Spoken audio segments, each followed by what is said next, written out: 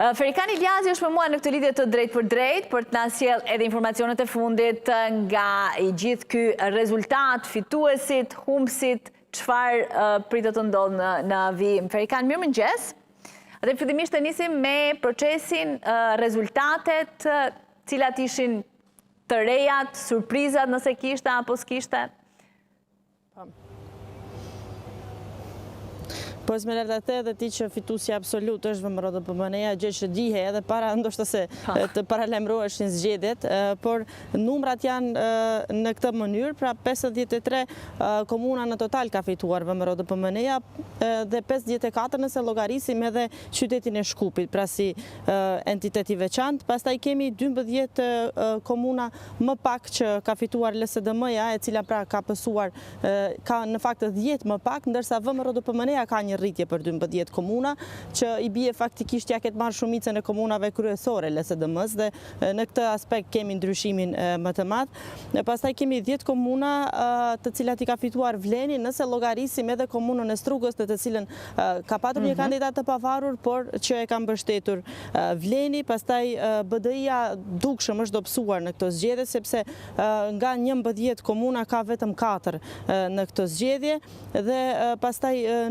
në shumicën e rasteve është bërë si tek Maqedonasi, si tek shqiptarët, zëvendësim apo ndryshimi bastioneve kryesore që i ka patur opozita shqiptare dhe Maqedonase ka kaluar tek shumica e partive në pushtet. Pra qoftë VMRO DPMN-s, qoftë Vlenit, dhe në këtë mënyrë faktikisht është bërë një transformim total i pushtetit lokal, do kisha thënë, dhe në këtë rast Vleni ka pësuar një rritje dhe BDI-ja ka patur një ulje dhe faktikisht është një prej rezultateve më të dobta ndoshta që i ka patur në historinë e saj BDI-ja, për shkak se ka për momentin vetëm 4 komuna rurale dhe duke marrë parasysh se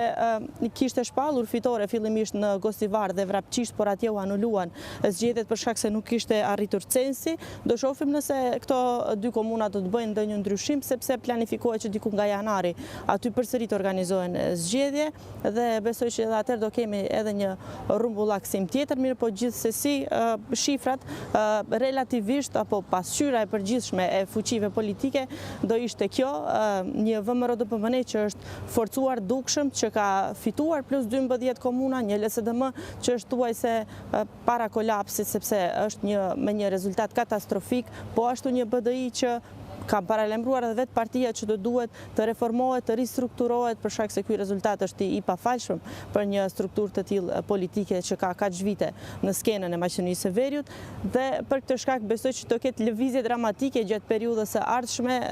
periudha reformash, nervozizmash, ndoshta edhe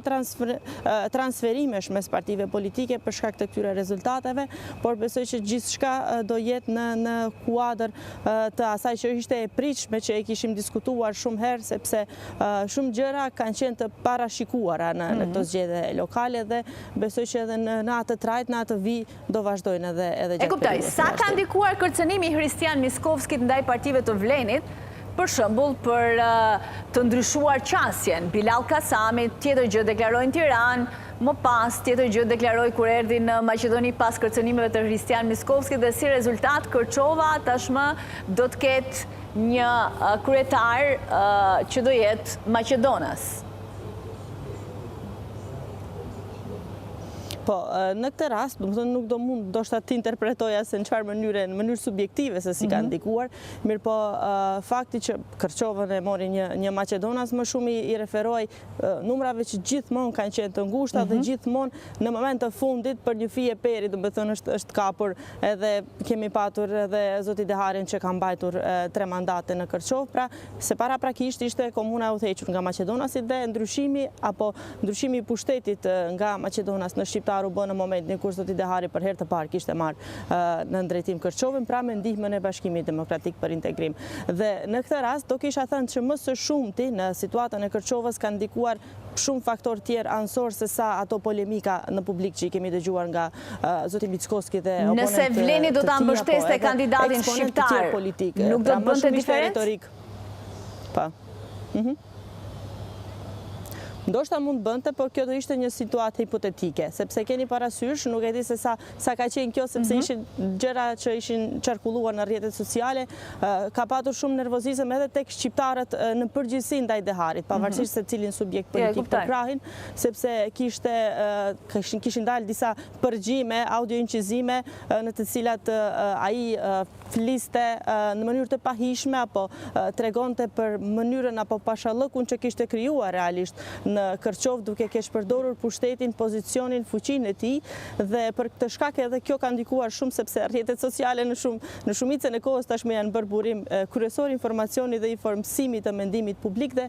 kjo ka qenë realisht një goditje shumë serioze ndaj tij si personalitet, por edhe në përgjithësi ndaj një figure, sepse pavarësisht se në fillim kishte shumica thoni që do e mbështesin vetëm sepse është shqiptar, po pastaj kemi pa reagime të ndryshme edhe nga analistë politik, njohës të çështjeve, edhe persona në pozita të larta të cilët kishin dilema nëse ja vlen që të mbështetet Dehari vetëm sepse është shqiptar, kur e kemi parasysh nga bisedat e përgjuara, nga akuzat e mëhershme se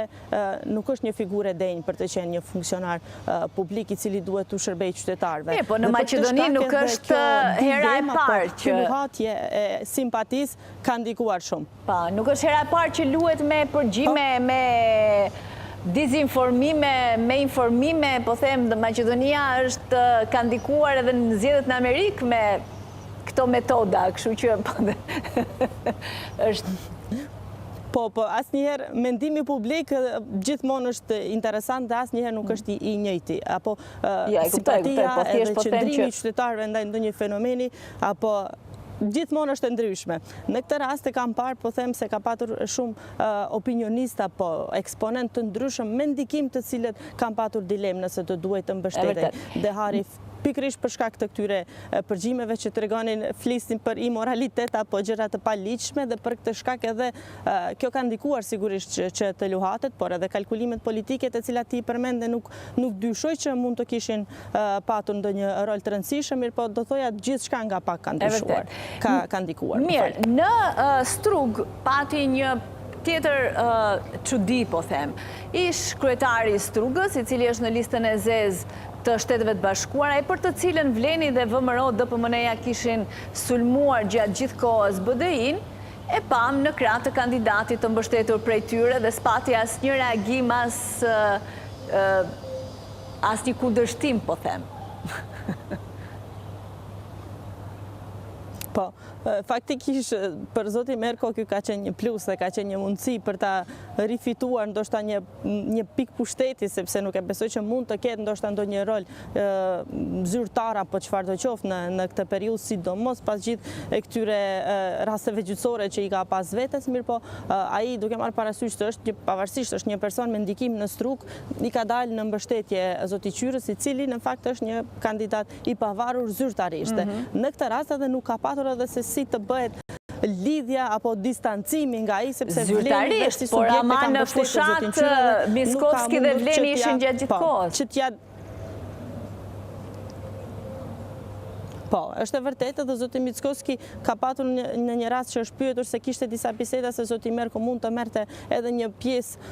të pushtetit apo që mund të merrte ndonjë ministri, drejtori të ngjashme, gjë që e kanë demantuar dhe se kanë thënë që pavarësisht ai ka zgjedhur që ta mbështetë zotin Qyra, nuk ka asnjë lidhje apo rol në këtë qeveri aktuale dhe edhe Vleni asnjëherë nuk ka treguar që mund të kishte ndonjë bashkëpunim qoftë edhe në këtë nivel lokal dhe thjesht për shkak se ata në mënyrë të veçantë apo e kanë mbështetur zotin Qyra vetëm si individ, nuk kanë patur lidhje as me fushatën e tij, sepse ai në shumicën e rasteve dhe ka patur ekipin e tij të veçantë edhe logoja e Vlenit nuk ka shkuar pas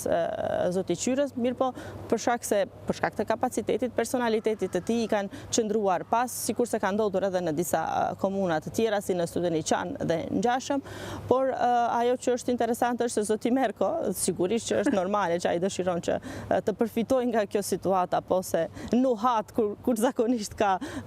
diçka pozitive apo se do ketë fitore, sepse është një lojtar i vjetër në politikën e Maqedonisë së Veriut, dhe ndoshta thjesht këtë e ka parë si mundësi. Jo, e vërtetë, kisha tek çështjet morale të politikës. Apo një qëndrim